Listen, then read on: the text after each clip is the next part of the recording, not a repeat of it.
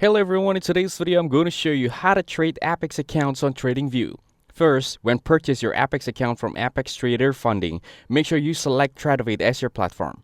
After purchase, you will receive your Tradingview username, password, and connection information. Next, go to Tradingview on the web or app and log into your account.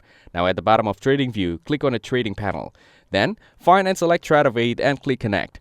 Enter your Tradingview login credentials, then authorize the connection. After that, your Apex account will appear inside Tradingview.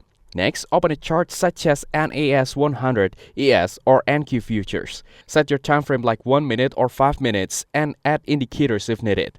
Now place the trades directly from Tradingview.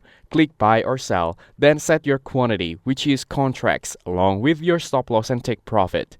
After that, confirm the order. Your trades will execute through Tradingview on your Apex account. Finally, manage your trades by viewing your open options and profit or loss. You can close trades anytime using the close position option. That's it. Thanks for watching. Don't forget to like and subscribe for more videos.